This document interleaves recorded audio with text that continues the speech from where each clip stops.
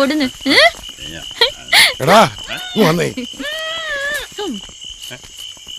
അപ്പൂനെ കുറ്റപ്പെടുത്താതെ ഞാൻ കാര്യങ്ങൾ പറഞ്ഞു. ആ പെങ്കൊച്ച് സ്വർണവും പണവും തരാൻ നിന്നെ അന്വേഷിക്കുന്നുണ്ട്. വാടാ.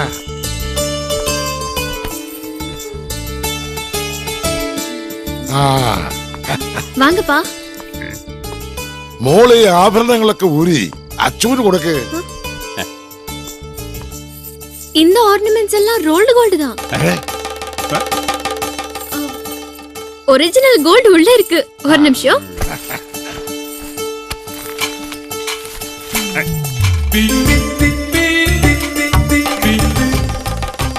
இது கோல்டு, இது கேஷ்.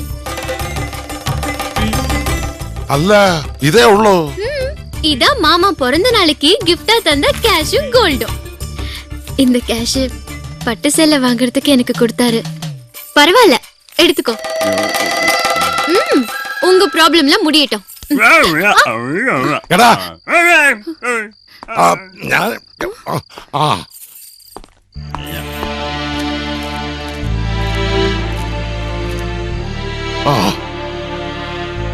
ഞാൻ അപ്പോഴേ നിന്നോട് പറഞ്ഞല്ലേ അപ്പോ അതൊന്നും ചെയ്തിട്ടുണ്ടാവില്ലെന്ന്. പക്ഷെ നീ കേട്ടില്ല. നീ ചെയ്ത തെറ്റിന്റെ ഗൗരവം എന്താണെന്ന് നിനക്കറിയാവോ? പണവും സ്വർണവും കയ്യിലുണ്ടെന്ന് പറഞ്ഞ് സ്വന്തം അണ്ണന്റെ ഭാര്യയാണ് നീ തട്ടിക്കൊണ്ട് വന്നത്. അപ്പോ ആണ് ഇങ്ങനെ ചെയ്തതെങ്കിൽ നീ അവനോട് ക്ഷമിക്കുവോ? ഇല്ല. ഈ തെറ്റിന് അവനും നിന്നോട് ക്ഷമിക്കുമെന്ന് എനിക്ക് തോന്നുന്നില്ല.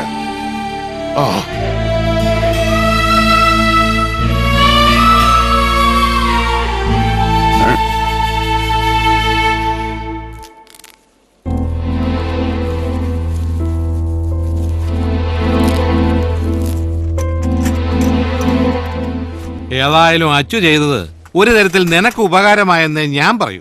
എന്തുപകാരം?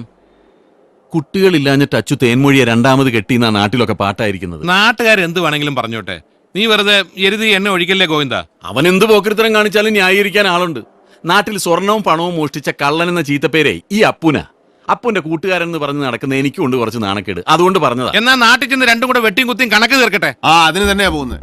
എന്നെ കള്ളനാക്കിട്ട് എന്റെ പെണ്ണിനെ ഇവിടെ നിന്ന് അടിച്ചോണ്ട് പോയതിനെ പിന്നെ ഞാൻ വെറുതെ വിടണോ? ചെല്ലുന്നുണ്ട്. ഞാൻ ഇവിടെ നിറങ്ങിയാൽ നേരെ അങ്ങോട്ട് തന്നെയാ പോകുന്നത്.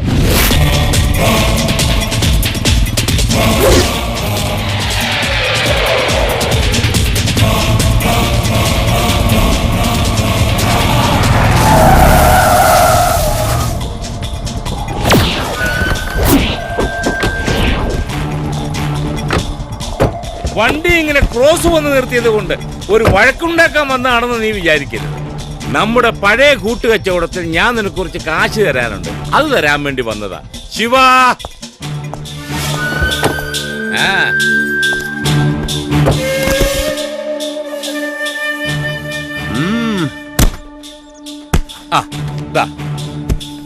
ഇപ്പൊ സംഗതി കോംപ്രമൈസ് ആയേ.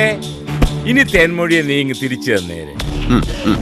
എന്നോടുള്ള വാശി തീർക്കാൻ വേണ്ടി നീ അവളെ താലി കെട്ടിയതും കൂടെ പൊറപ്പിച്ചതും എല്ലാം ഞാൻ ക്ഷമിച്ചിരിക്കുന്നു. അങ്ങനെ ഒരു സംഭവമേ നടന്നിട്ടില്ല എന്ന് നീയും അങ്ങ് വിശ്വസിക്കണം. എനിക്ക് അവളെ ആ സർക്കിളിന്റെ തല കെട്ടിവെച്ച് കൊടുക്കാതെ വേറെ നിവൃത്തിയില്ലടാ. അല്ല, അതിലെനിക്കും ചില ഗുണങ്ങളൊക്കെ ഉണ്ട്. ദേ ആ പട വരുന്നു.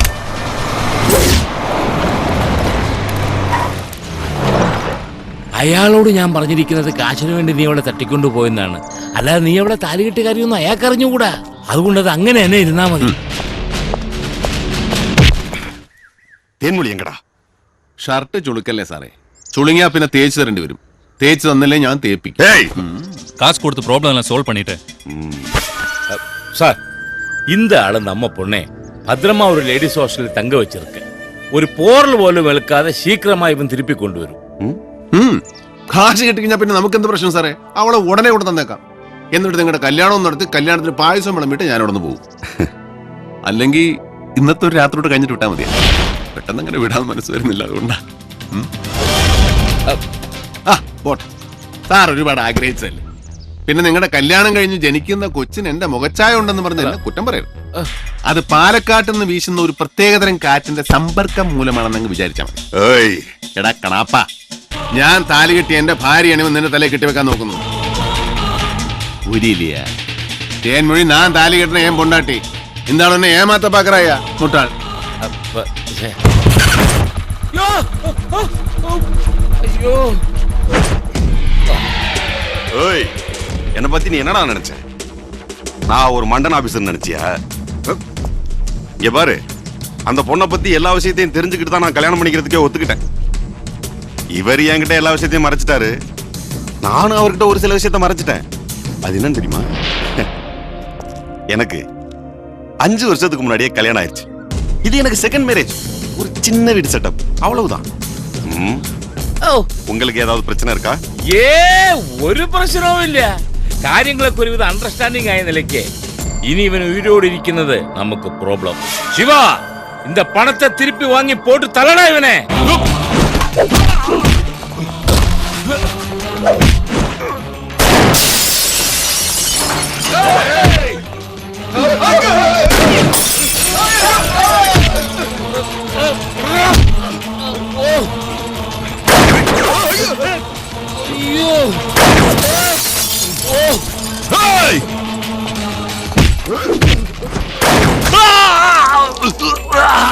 ശിവ,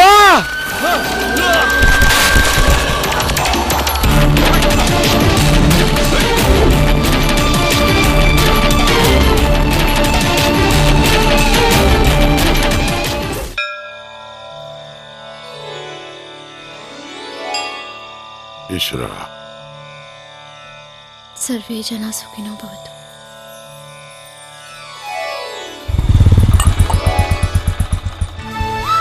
மாமா போங்க மாமா. இத்தனை நாள் எங்க போயிட்டீங்க? நான் நீங்க நினைச்சு உங்க தம்பி கூட ഓടി வந்துட்டேன். എടാ, ഒരു കല്യാണം കഴിക്കുമ്പോ മിനിമം സ്വന്തം തന്തയെങ്കിലും അറിയിക്കണ്ടേ? അതങ്ങനെ അറിയിക്കുന്നതിന് മുമ്പ് ആ പൊട്ടം കഴിവർ ഇവളെ അടിച്ചോണ്ട് ഇങ്ങോട്ട് പോന്നില്ലേ? എവിടെ കള്ളപ്പ നീന്നവനെ ഞാൻ കൊല്ലും. അവൻ ഇവിടെ ഇല്ല. ശിവകാശിയില് ബാലയുടെ നോട്ടീസ് അടുപ്പിക്കാൻ പോയിരിക്കുക. ലക്ഷ്മി ആണെങ്കിൽ അമ്മൂനെയും കൂട്ടി അവളുടെ വീട്ടിലേക്ക് പോയി. എന്നാ അച്ഛൻ അവന്റെ ഫോട്ടോ വെച്ചൊരു നോട്ടീസ് കൂടെ അടിച്ചോ, പാവന സ്മരണയ്ക്കെന്ന് പറഞ്ഞു. அவரு பாவம் மாமா, என்கிட்ட நிறைய வாட்டி மன்னிப்பு கேட்டுட்டாரு. விட்டுடுங்களேன். എടാ, ചെയ്ത തെറ്റിന് ഇവളോട് അവൻ ഒരുപാട് മാപ്പ് പറഞ്ഞു. ഇനിയും നീ അവനെ ദ്രോഹിക്കരുത്. ഓ, ദ്രോഹങ്ങൾ ചെയ്യുന്നത് ഞാൻ മാത്രം. അത് പണ്ടും അങ്ങനെയാണല്ലോ. പിന്നെ പോലീസുകാർ ആരെങ്കിലും അന്വേഷിച്ച് ഇവിടെ വന്നാ ഞാൻ ഇവിടെ വന്നിട്ടേ ഇല്ല. ഇവിടെ പൊട്ടം മാത്രമേ ഉള്ളൂ, മനസ്സിലായോ? എന്താടാ, നീ ഇവിടെ വല്ല കുഴപ്പമോ കാണിച്ചിട്ടാണോ വന്നേ? അത് ഈ തമിഴ്നാട് പോലീസിന് ഇടയ്ക്കിടയ്ക്ക് എന്നെ കണ്ടില്ലെങ്കിൽ ഉറക്കം വരികയല്ല, അതുകൊണ്ടാ. ആ, തൽക്കാലം നീ പോയി കുളിച്ചു വല്ല കഴിക്ക്. ഓ, மாமா, அங்க என்ன பிரச்சனை? അങ്ങേ എന്നെ പ്രശ്നം. നിന്റെ ചിറ്റപ്പന്റെ മകനാ ശിവരാജനല്ലേ, അവനെ ഷൂട്ട് ചെയ്തു, ചത്തോന്ന് അറിഞ്ഞൂടാ. தேங்க்ஸ் மாமா. அடுத்த வாட்டி அந்த இன்ஸ்பெக்டரையும் ஷூட் பண்ணிடுங்க. നീ താണ്ടി ഉണ്മயான പൊണ്ടാട്ടി.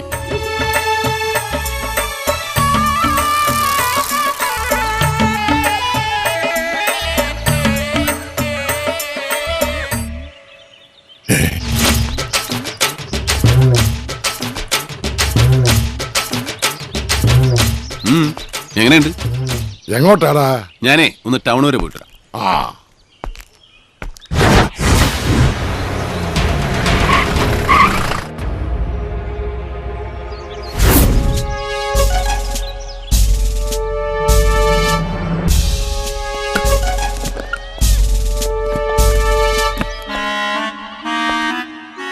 തമിഴ്നാട് പോലീസിന്റെ ഇൻഫോർമേഷൻ കിട്ടിയിട്ട് വന്നതാ. വധശ്രമത്തിന്റെ പേരിൽ ഒരു അറസ്റ്റ് വാറണ്ട് ഉണ്ട്. നിനക്കല്ല, നിന്റെ അണ്ണനില്ലേ പൊള്ളാച്ചിൽ അപ്പു, അവന്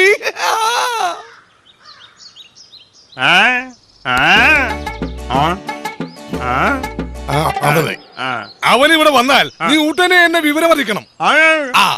അവനെന്റെ കൈ കിട്ടിയ നീ പറയുന്നത് പോലെയൊക്കെ ഞാൻ ഇടി കൊടുത്തോളാ. നീ എന്തെങ്കിലും നക്കാപ്പിച്ച് എനിക്ക് തന്നാ മതി. മൂത്രം കുടിപ്പിക്കുന്നതിന് കാശ് കൂറലാട്ടോ. തിരിച്ചു കുടിപ്പിച്ച നമ്മളും കുടിക്കണ്ടേ?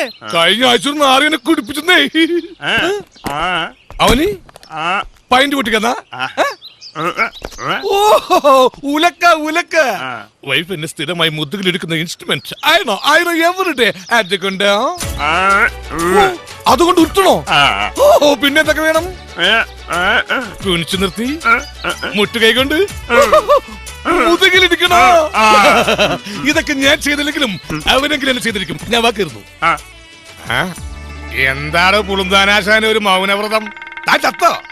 മോന്റെ കൂടെ തന്തനെയും പൊക്കണോ ഞാൻ മിണ്ടാതിരുന്നാലും എന്തിനാ ശ്യാമള വെറുതെ മെക്കിട്ട് കയറുന്നത്? യൂണിഫോം ഇട്ട് കഴിഞ്ഞാൽ അറിയാതെ പലത് തികട്ടി വരും. സോറി ആശാനെ, റിയലി സോറി. ശ്യാമള സാറേ, ശ്യാമള സാർ ഇവിടെ ഉള്ളത് നന്നായി. ഈ അച്ചു ഞങ്ങളോട് പറഞ്ഞ അവധി എല്ലാം കഴിഞ്ഞിരിക്കുക. ഇന്ന് കാവിലെ കൊടിയേറ്റ് കഴിഞ്ഞു. അച്ചൂട്ടം വീണ്ടും വാക്ക് എരിച്ച പിന്നെ കാര്യങ്ങൾ എങ്ങനെ നടക്കുക? അച്ചു ഒരു വാക്ക് പറഞ്ഞാൽ തെറ്റിച്ചു എന്ന് പറയാൻ നിങ്ങൾക്ക് പറ്റില്ല. കാരണം ഊമയായി ഇവനെങ്ങനെ വാക്ക് പറയും? അതുകൊണ്ട് ലാപ്പ് പാന്റ് വേണ്ട. പക്ഷേ ഞാൻ മനസ്സിലാക്കിയെടുത്തോളം ഇവൻ നേരും നിറവുള്ളവനാ അല്ലടാ. കണ്ടോ, എന്റെ ഊഹാപോഹം ശരിയാണെങ്കിൽ ഇവൻ ഈ പെട്ടിയുമായിട്ട് ഇറങ്ങിയത് നിങ്ങളുടെ കാശ് തരാൻ മാത്രമാണ് അല്ലടാ. സംശയമുള്ളവർക്ക് തുറന്നു നോക്കാം. അഥവാ മുണ്ടും ചട്ടിയുമാണെങ്കിൽ എന്നെ തെറി പറയരുത്. തുറന്നു നോക്കാം, അല്ലെങ്കിൽ വേണ്ട, ഞാൻ തെറി തുറക്കാം. എന്നെ തെറികേൽപ്പിക്കില്ലേ ഈശ്വര.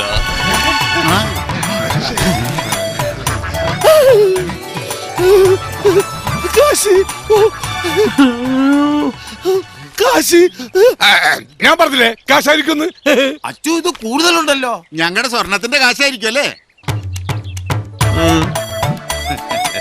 ഏതായാലും നിങ്ങളുടെ പ്രശ്നങ്ങൾ തലമെസ്സയുടെ മധ്യസ്ഥയിൽ തന്നെ പരിഹരിക്കാം. അമ്പലത്തിന്റെ കാശ് എത്ര? 2,50,000. ഓക്കെ, വരൂ. സാറേ, ഞങ്ങളുടെ കാശ് എല്ലാവർക്കും തരാം, എന്റെ കാശല്ലല്ലോ. എന്നെ വെക്കോളൂ, കുറവാൻ തരില്ല.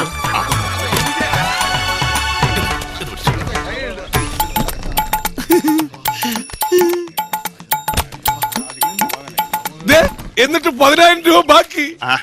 എന്ത് മധ്യസ്ഥ വഹിച്ച വകയിൽ അത് എന്നോട് എടുത്തോളാനോ? നമ്മൾ തമ്മിൽ ഇങ്ങനെ വേണോ വെച്ചു? നീ എന്നെ കൊച്ചാക്കി കളഞ്ഞു. എല്ലാവർക്കും സന്തോഷമായല്ലോ? എനിക്ക് സന്തോഷമായി. എല്ലാവർക്കും പിരിഞ്ഞു പോവാം. അടുത്ത ഉത്സവത്തിന് പിരിവിട്ട് വെക്കാം. വെച്ചോളൂ. നന്നായിടാ, നിന്നെ കൊണ്ട് ഇങ്ങനെയെങ്കിലും അച്ഛനൊരു ഉപകാരം ഉണ്ടായല്ലോ.